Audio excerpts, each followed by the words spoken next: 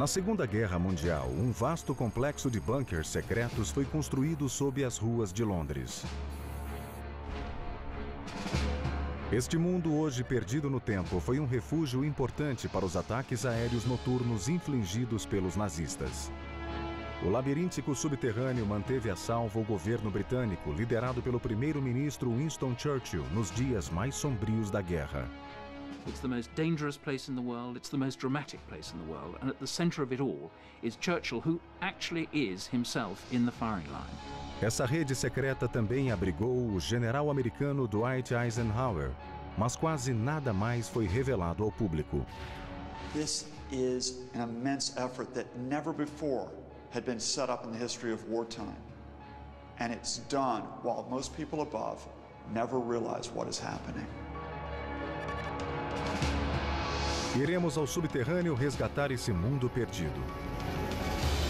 Usaremos a mais recente tecnologia computadorizada para retirar camadas e revelar a cidade oculta. Bem abaixo da calçada, vamos expor segredos dos tempos de guerra aos quais ninguém poderia ter acesso.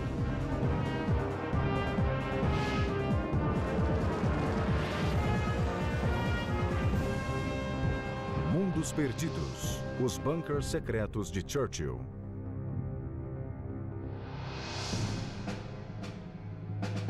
Londres é uma das cidades mais densamente povoadas do mundo. Mesmo assim, poucas pessoas têm ideia de que há um mundo secreto debaixo de suas ruas. Construído durante a Segunda Guerra Mundial para abrigar Winston Churchill e Dwight Eisenhower, o complexo governamental subterrâneo teve origem em um conflito anterior. During the First World War, Zeppelins and Gotha bombers attacked London in large quantities and dropped bombs on civilian targets. This was a shocking occurrence, and it gave Britain a kind of pervasive fear of what aerial bombardment could do to them. Para os britânicos, a ascensão da Alemanha nazista trouxe todos esses medos de volta. During the 1920s, Churchill had thought that no war was going to be possible, but when Hitler came to power, he saw the increasing possibility of war. He recognized the beast in Germany. He had a very acute understanding of what Hitler could do, and in particular he recognized the threat that the Luftwaffe would pose to Britain. A agressiva política exterior de Hitler levou Londres à paranoia. Os britânicos acreditavam que uma nova guerra significaria bombas e gás venenoso sobre a cidade. Londres precisava de abrigos à prova de bombas e de gás. Mas construir tais estruturas era uma ciência desconhecida. Engenheiros civis e arquitetos foram recrutados para ajudar no planejamento antiaéreo. At the outset of the war, anyone trying to design or build a bomb-resistant structure was really getting into very unfamiliar territory.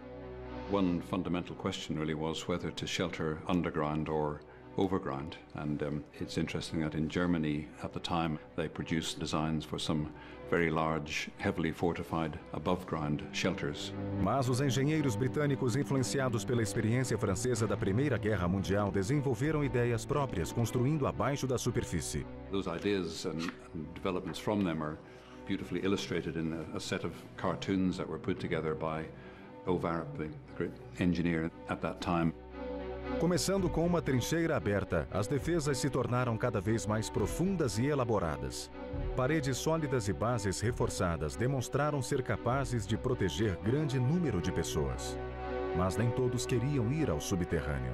Churchill disliked the idea of hiding underground. He always had done in the First World War. He despised it. He regarded it as a sort of form of cowardice, and he would think of bunkers as sort of funk holes, not what he wanted to do. And the first of these funk holes that was suggested to him was a place codenamed Paddock.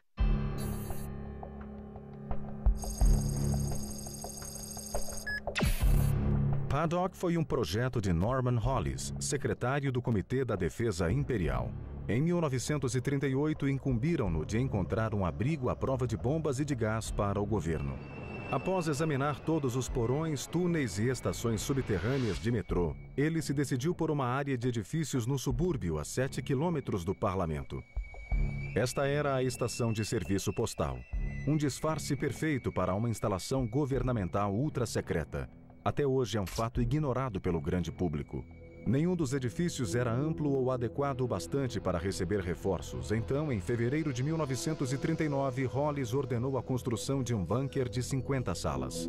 As escavações chegaram a 12 metros. Depois, os bunkers foram construídos em 2 níveis. As fundações, as paredes e os tetos foram feitos de concreto armado. A edificação foi depois oculta com a construção de prédios civis comuns. Paddock foi um dos grandes segredos da guerra. Perdido sob casas e jardins, finalmente foi descoberto por detetives amadores. Agora podemos entrar no abrigo 60 anos após o governo ter ordenado que o mantivessem lacrado. This is the emergency cabinet war room. This is where the government would have come from Whitehall in the event of an attack on central London.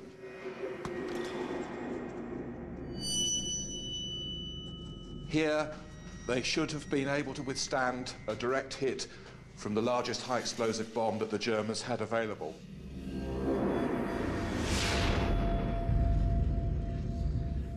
We're going down to the first level of the bunker, about 15 feet. At this point, we're coming into an airlock. One of the major worries was of a gas attack. A proteção contra gás funcionava porque o ar pressurizado dentro do bunker era mantido mais alto do que a pressão de fora. Se alguém entrasse no bunker, a porta seria lacrada e a alta pressão repeliria o gás. O caminho estaria livre para as pessoas entrarem com segurança. Poison gas was a very serious factor in the government's calculations, and they produced millions upon millions of gas masks. At the beginning of the war, about 85% of the population could be seen in the streets with their gas masks. It was such a real fear. Paddock foi projetado para abrigar 200 pessoas, mas apesar de suas enormes dimensões, foi construído em absoluto segredo. A maior parte do trabalho foi feita à noite, sob camuflagem. A grande quantidade de entulho da escavação era removida em vans de entrega de pão. E os moradores das redondezas sabiam que não deviam perguntar nada. Ninguém queria ser suspeito de espionagem. Now, we're moving into the inner sanctum of the bunker. The basement, where we are now, could have been sacrificed, but downstairs in the sub-basement, that's where the government would have been. That's where Churchill would have been. There are 3 ways down, and each of them is protected by a heavy steel blast door. You turn the wheel and thick metal bars would have pushed into these openings here. So this would have been gas-tight and blast-proof. As we go down the stairs, this is floor level, and between this floor level here and the sub-basement, there's 5 feet of reinforced concrete to give added blast protection down in the sub-basement. Como o bunker fora projetado para operar nas piores condições de guerra, ele precisava ser autossuficiente.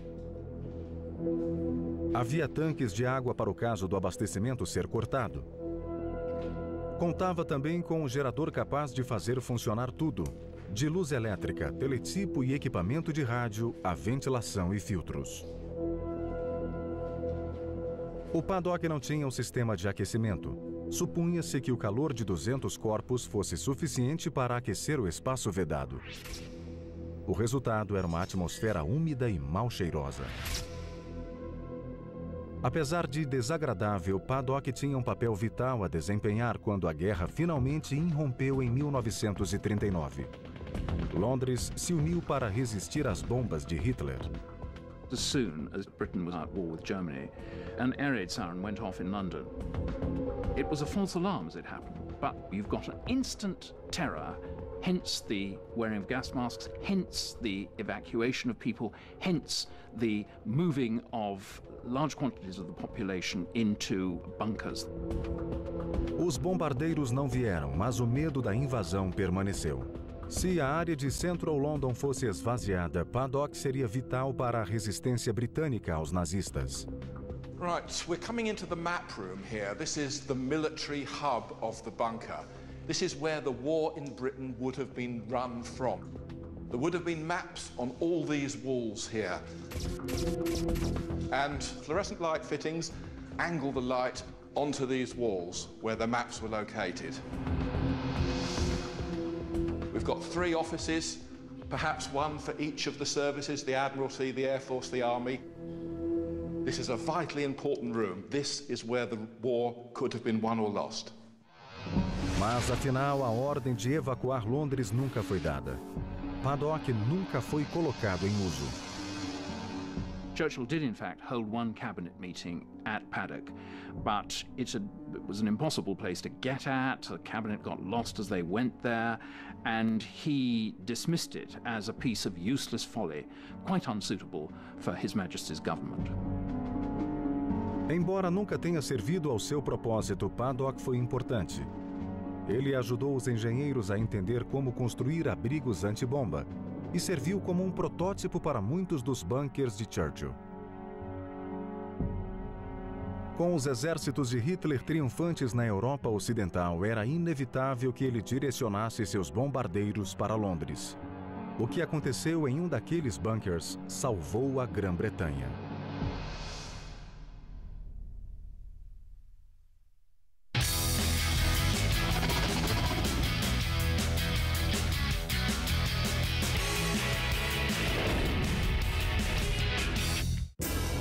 E se a maior e mais suntuosa pirâmide for aquela...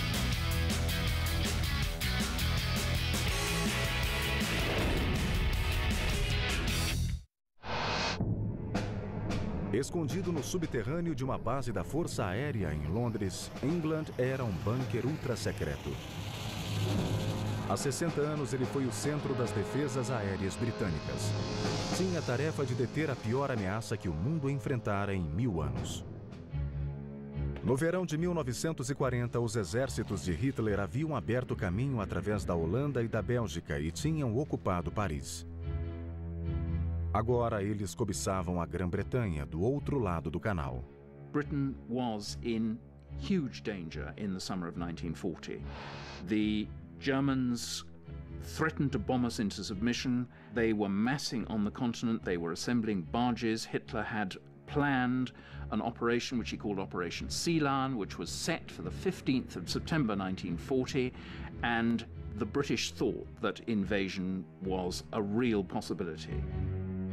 Hitler tomara campos de pouso franceses a apenas 32 quilômetros da costa britânica. Seus bombardeiros e caças agora podiam chegar a Londres e suas cargas letais obrigaram o povo e o governo a procurar abrigo onde fosse possível. Seu plano era destruir a Força Aérea Britânica e deixar a ilha pronta para a invasão. O comando da Real Força Aérea era o alvo principal e, se quisesse sobreviver ao ataque da Luftwaffe, ela teria de se abrigar no subterrâneo. These 2 items are both World War II German bombs. They both weigh 1,000 kilograms. That's round about 2,000 pounds. This item here is a blast weapon. About 80% of this weapon contains explosives. Essas armas explodiam com o impacto e causavam um terrível dano na superfície. Bunkers subterrâneos conseguiam detê-las com facilidade, mas esses abrigos eram extremamente vulneráveis a uma outra arma do arsenal de Hitler. This particular weapon is called an E-saw. It's a penetrating weapon designed to penetrate bunkers or hardened targets. It's got this trunnion strap system, which means it's going to be used by dive bombers that can accurately hit the target. 80% of this weapon is steel, only 20% explosive.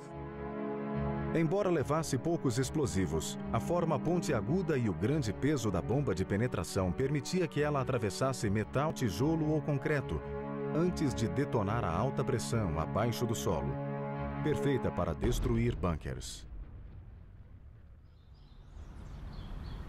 A única resposta a essas bombas era construir os bunkers mais fundo no subterrâneo. Churchill was enormously excited by warfare, and the warfare that was going on in the summer of 1940 was the Battle of Britain, the airborne assault on Britain and the bombing, which got slowly nearer and nearer London. And Churchill, he liked to do this, he liked to go to the front. And the front line during the Battle of Britain was in the underground headquarters at Uxbridge.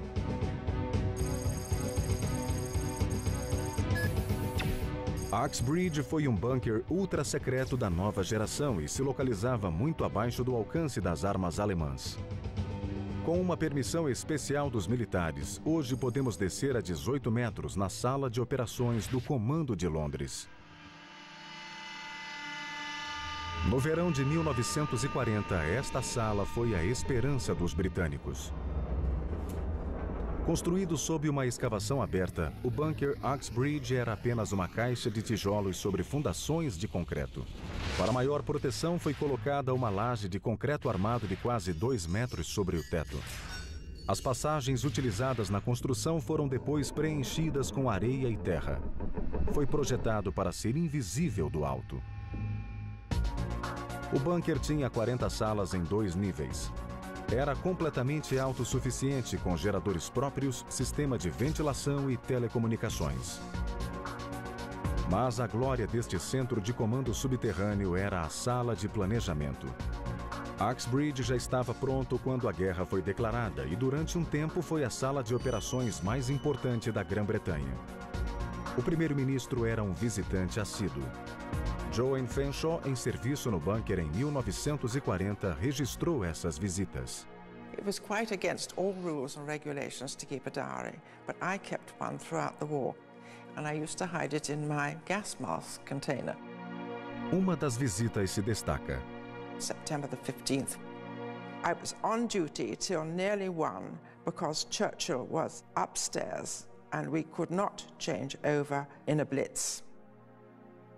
Aquele foi o maior ataque aéreo à luz do dia.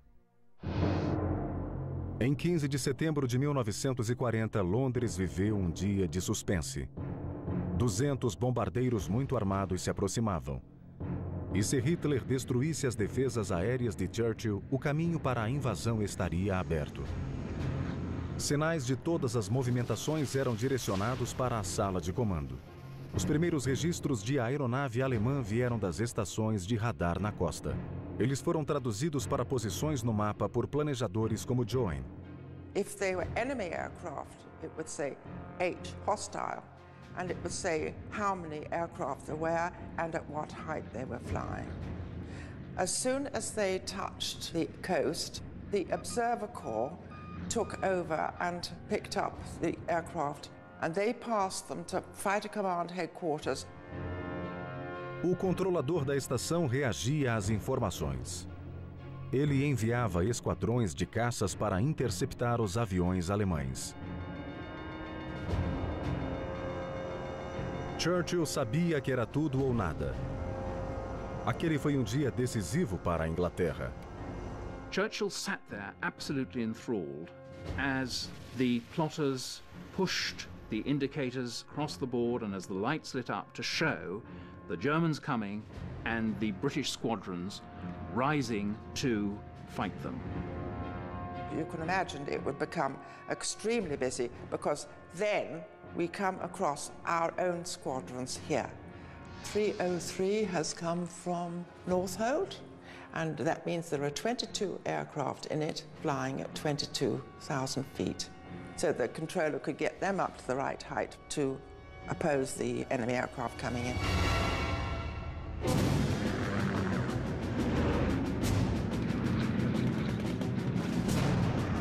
Diante de 200 aviões alemães, Uxbridge lançou tudo o que tinha no combate.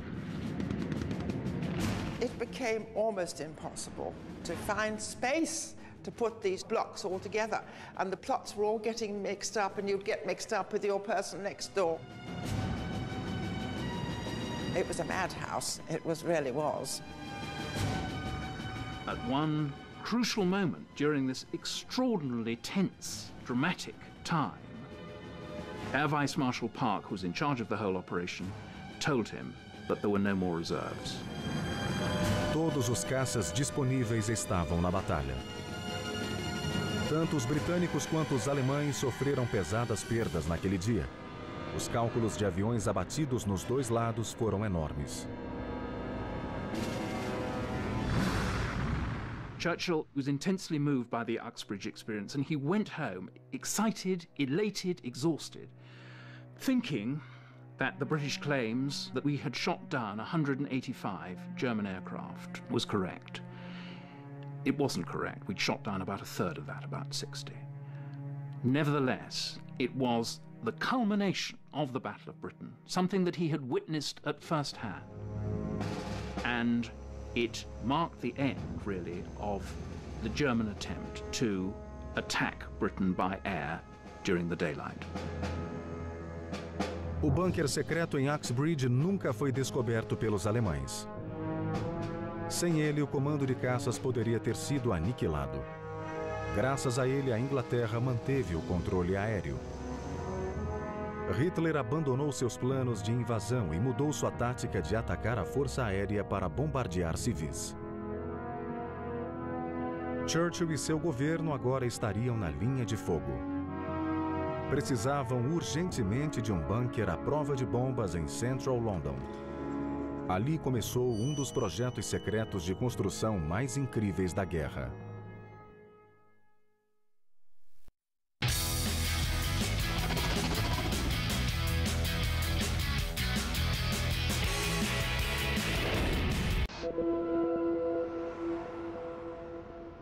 Sob esse edifício em Central London há um enorme bunker.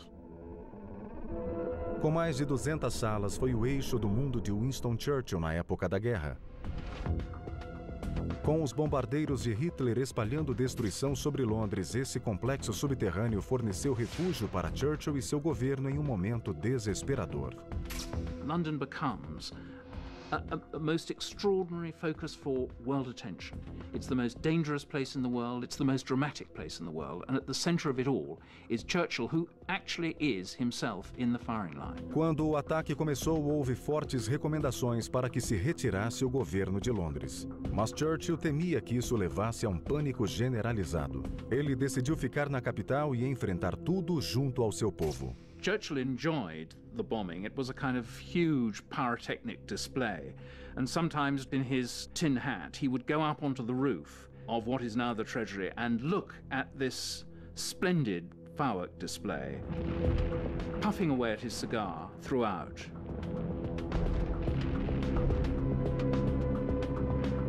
He realized, of course, the horror of it, but always in him there was a kind of schoolboy, there was a delight in the drama of action and warfare.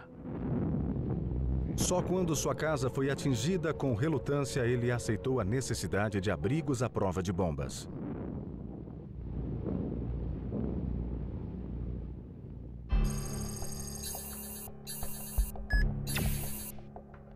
A 90 metros do parlamento, uma grande edificação do governo com porões enormes foi selecionada como ideal para as necessidades de Churchill. O primeiro andar seria para seus aposentos particulares. O porão seria para um gabinete protegido a líderes políticos e militares.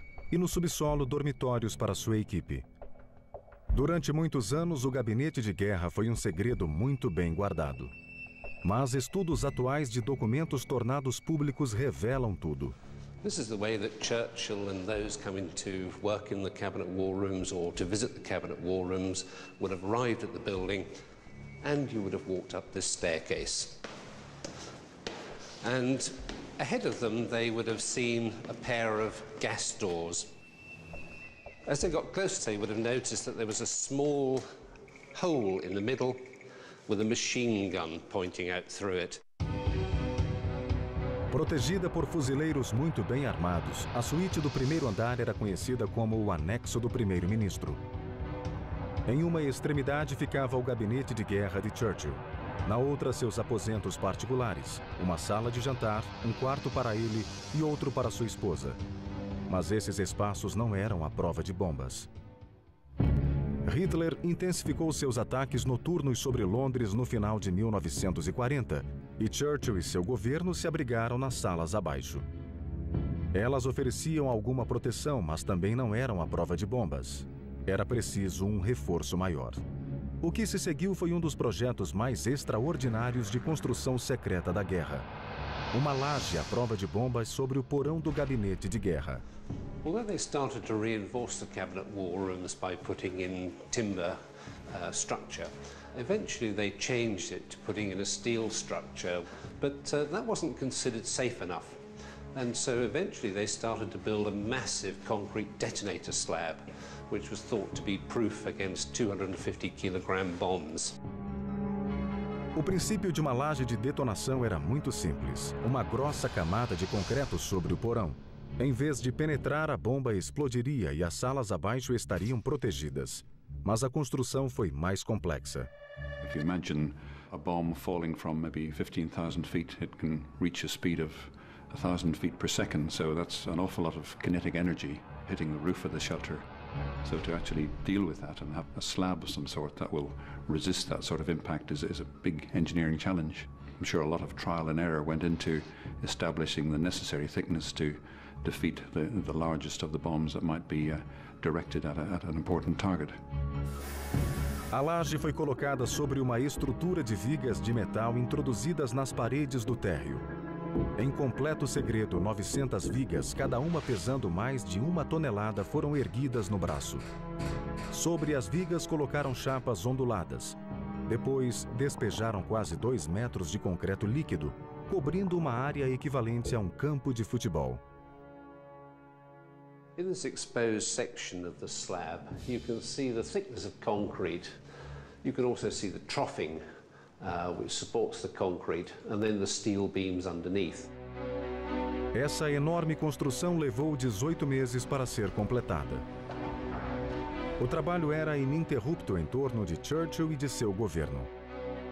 Embora odiasse o barulho contínuo das obras e dos operários, a fascinação do primeiro-ministro em relação ao trabalho foi registrada no diário de seu secretário. The PM appeared, and bidding me bring a torch, led me away to look at the girders in the basement, intended to support the building. With astonishing agility, he climbed over girders, balanced himself on their upturned edges, some 5 feet above ground, and leapt from one to another without any sign of undue effort. Extraordinary in a man of almost 66, who never takes exercise of any sort. Finalmente, 200 salas foram reforçadas. O gabinete de guerra era de importância fundamental para Churchill. Ali, ele se encontrava regularmente com seus ministros e comandantes militares para discutir estratégia. Foi nesta sala que algumas das maiores decisões da Segunda Guerra Mundial foram tomadas. Mas as decisões não poderiam ser tomadas sem os dados atualizadíssimos que vinham de sala de mapas. Era o centro nervoso do complexo no subsolo. This is where all the information came in from all the different theatres of war. There were people sitting around this table who were answering the telephone, taking notes, ringing out, giving other people pieces of information. And the whole purpose of it was that daily they could make an assessment of the state of the war. Em torno de um conjunto de mesas, os militares recebiam e transmitiam as últimas informações das zonas de combate no mundo todo. Elas vinham por conexões de rádio, telefone e telégrafo. All the information that came in was plotted onto maps. The one on the wall is the convoy map, and you can see from all the thousands of pinholes in it where they were following all the different movements of the ships across the different oceans. Havia literalmente centenas de mapas nas paredes, cobrindo operações navais e terrestres no mundo todo. Operando 24 horas por dia, mesmo sob ataque aéreo, a sala de mapas era o vigia da Inglaterra e não dormia nunca. Havia escritórios designados para secretários, funcionários, telefonistas e guardas. As salas do gabinete de guerra forneciam a necessária estrutura de guerra do governo. Para os revezamentos havia dormitórios. Os veteranos tinham acomodações particulares no subsolo, mas os novatos tinham que descer 6 metros na chamada doca. Era um claustrofóbico aglomerado de salas no subsolo. And it's exactly the same layout of rooms as you had above, but you had a very much shorter headroom, as you can see from this Mind Your Head sign. And so people would come through here and then go off into their dormitories. Com pé direito de apenas 1,20 m em alguns pontos, a doca era úmida e infestada de ratos, mas oferecia uma cama a salvo das bombas. Churchill e seu governo passaram a se considerar a salvo no subsolo, mas havia o perigo do primeiro-ministro se desconectar do mundo lá fora. O intenso bombardeio estava destruindo o sistema de comunicações de Londres. One of the first targets that an enemy tries to hit in a war is your communications center. If they can knock out your radio transmitter, if they can knock out your telephone lines, if they can knock out your telegraph, they're going to do it. Os cabos de Londres estavam sendo neutralizados na mesma velocidade com que eram instalados. Churchill estava protegido no bunker, mas sabia que sem comunicações não podia comandar a guerra. O notável sistema de túneis que ele mandou construir para fazer frente a essa ameaça ainda hoje é um segredo de Estado.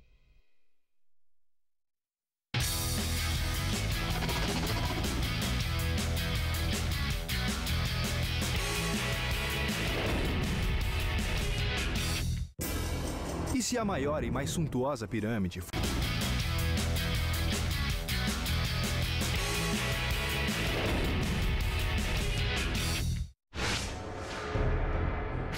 Um dos grandes segredos do mundo de Churchill ainda existe sobre Central London, confidencial e ainda operacional. Os bombardeios noturnos da Alemanha estavam destruindo o sistema de comunicações da cidade. Em resposta, foi construída esta rede secreta de túneis no subterrâneo. German bombers are trying to take out not only people, they're trying not only to terrorize the population, they're trying to take out the main command and control points that link London with the rest of the world. What's important is not only the population hold out, it's not only important that Churchill survives, but Britain's communications survive the Blitz. Se Hitler destruísse as redes de telefone, telégrafo e rádio, a voz de Churchill não seria mais ouvida no resto do mundo. A luta prosseguiu para proteger as comunicações da capital.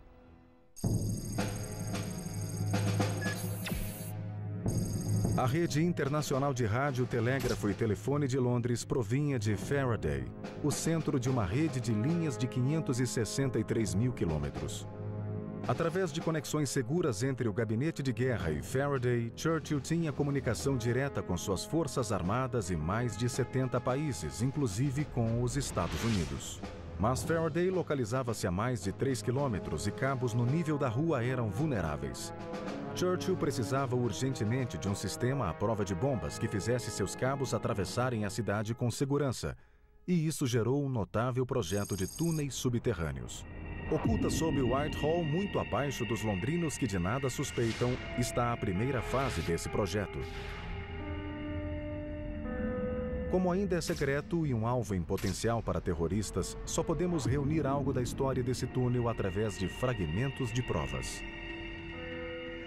We're here in Trafalgar Square, the tourist heart of London. Down there we have Whitehall, which is the heart of the British government. Under Whitehall is a tunnel, a top-secret tunnel built during the Second World War to house and secure the government communications. Construir um túnel de 3 quilômetros entre o gabinete de guerra de Churchill e Faraday estava além dos recursos da Inglaterra. Mas um túnel mais curto de 73 metros foi iniciado entre Trafalgar Square e o Parlamento. Abrigava cabos telegráficos do governo que corriam no subterrâneo.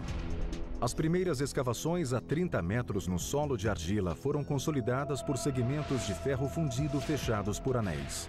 Seção após seção, o túnel de 3 metros e 70 centímetros de diâmetro progrediu ao longo de Whitehall. Serviu para levar um total de 40 mil fios de telefone e de telégrafo do governo para a rede nacional. Teve início no final de 1939. Mineiros e engenheiros protegidos dos ataques aéreos trabalharam noite e dia. Eles terminaram o túnel em apenas 18 meses. Além de cabos, o largo túnel fornecia espaço de trabalho para centenas de operadores e engenheiros de telecomunicações. Mas havia um problema no último quilômetro até a central de Faraday. A solução que os engenheiros encontraram foi simples e brilhante. We have a cable tunnel running all the way along Whitehall from Parliament to Trafalgar Square. But that's no use unless it can talk to the rest of the network. In London, we have a large tube network waiting to carry cables. It's called the London Underground. So if you can link from the communications tunnel into the London Underground, you can get pretty much anywhere.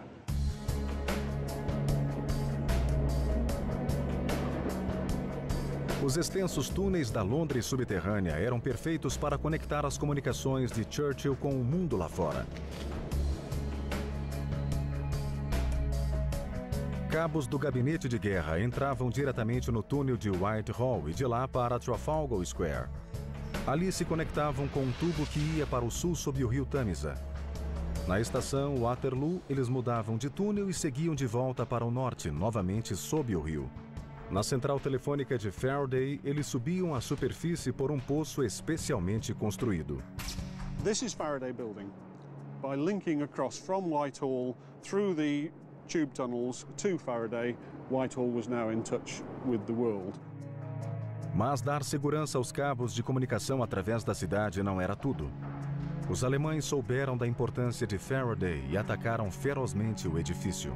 Em uma noite de dezembro de 1940, quase 25 mil bombas foram lançadas na área. A central precisava urgentemente de proteção e um bunker foi planejado. But we're not talking about an underground bunker here. We're talking in terms of a citadel, a bomb-proof citadel being built on the surface simply to protect what was inside that building. Uma enorme fortaleza de concreto começou a tomar forma junto a Faraday para abrigar uma central telefônica de emergência. Erguida sobre o solo para ganhar tempo, tinha fundações de 3 metros de espessura com paredes e telhado igualmente fortes. Não havia janelas. Suas portas de aço pesavam 4 toneladas e eram à prova de gás e de bombas. Podia se manter durante meses sob ataque. Debaixo desse formidável escudo de concreto, as comunicações do governo eram transmitidas para a rede nacional e depois reenviadas para fora da cidade através da ferrovia subterrânea. O túnel Whitehall e a cidadela Faraday conseguiram manter abertos os canais de comunicação de Churchill. Quando a Inglaterra conseguiu aliados na Rússia e nos Estados Unidos, isso se tornou ainda mais importante.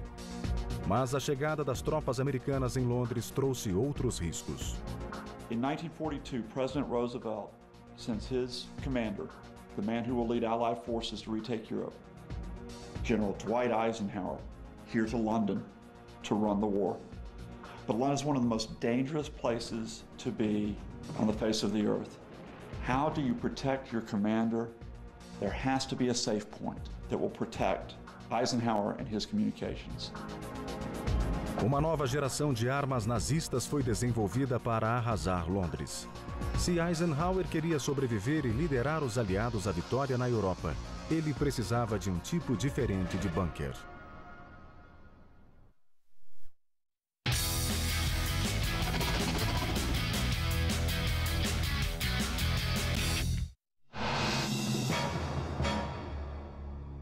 Muito abaixo de Central London encontra-se o bunker mais profundo construído na Inglaterra durante a Segunda Guerra Mundial.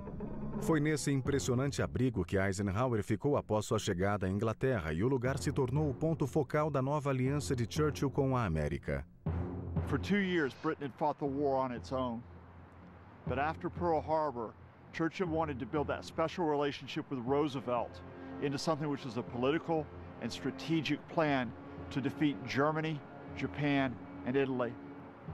To do that, he needed to build that informal relationship into something where he could have access to the president day in, day out.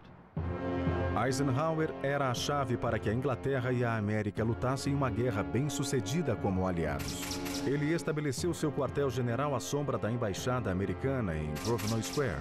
Mas informações da inteligência em 1942 deram a entender que o supremo comandante dos aliados não estaria a salvo ali.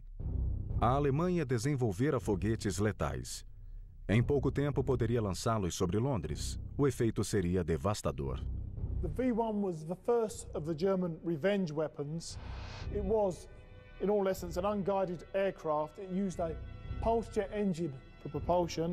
It carried a warhead around about 1 ton. It was not enormously accurate, but it was well able to hit a large target like London. We could hear the V1 coming, which led to its distinctive nickname of the Doodlebug. It was vulnerable to being shot down by aircraft, in particular the latest jets. It was also vulnerable to anti-aircraft artillery. That led directly to the development of the V2, its big brother weapon. This only carried the same size warhead as a V1, but its one massive advantage was we could not hear this weapon coming. It was launched into the Earth's stratosphere and would re-enter after the engine had burnt out. The first indication of a V2 attack would be the explosion as the weapon hit the ground.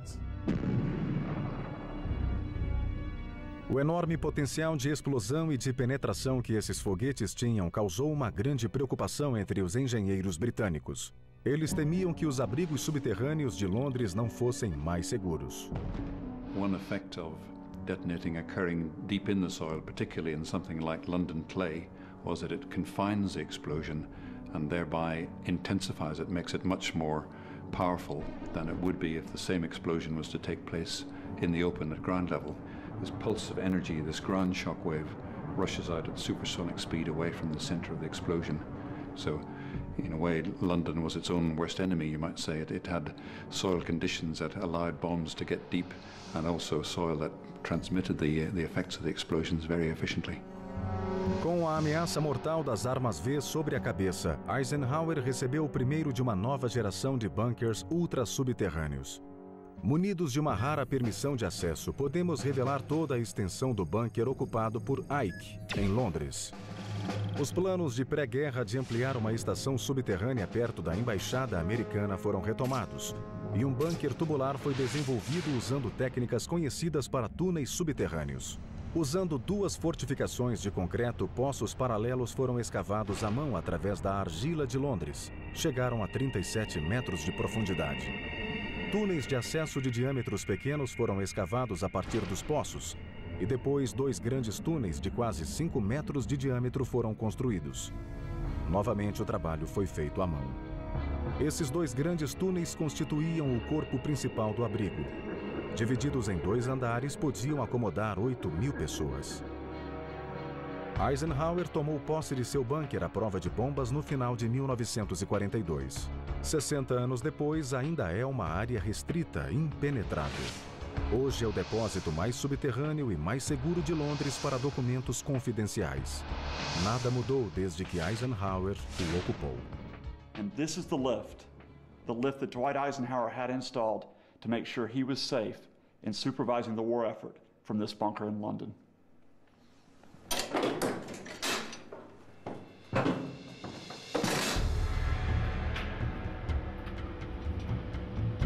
Not only is this one of the most central points for communications, this is one of the deepest points in London. You're 120 feet underground here. There's no way that the personnel can be killed or captured. This becomes the unseen command post, the unseen headquarters for Eisenhower, the rest of the American staff, linking the Americans with their British allies. 8 men from the 318th Special Service Battalion are brought here, working through these tunnels. In 29 days, they put in 1,400 communication lines. In normal conditions, 3 months. In less than half that time, these 8 men set up the vital link that allows Eisenhower to reach out to Churchill and Roosevelt and establish the winning strategy. Com linhas telefônicas transatlânticas passando através de seu bunker, Eisenhower instalou o Sigsaly, um sistema de alta tecnologia para embaralhar vozes para se assegurar contra a escuta. Uma linha restrita da Casa Branca conectava Roosevelt diretamente a Churchill no gabinete de guerra, onde a instalação era disfarçada de seu banheiro particular. Graças ao bunker de Ike, o presidente e o primeiro-ministro se comunicavam com segurança todos os dias. This tunnel provides the center for what will become the unseen effort to win the war in Europe. O bunker de Ike foi o trampolim de onde ele orquestrou o combate contra Hitler. Após o dia D, as forças aliadas avançaram para o norte da França. Elas capturaram os campos de pouso e de lançamento de foguetes que tinham aterrorizado Londres. De seu secreto mundo subterrâneo, Churchill salvou a Inglaterra e com o general Eisenhower levou os aliados à vitória na Europa.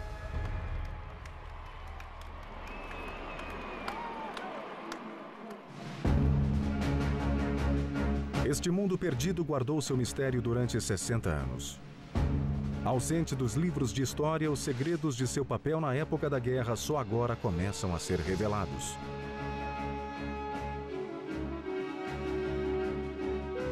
Quem pode saber o que mais permanece em segredo ou se este mundo de bunkers e túneis foi ampliado após a guerra?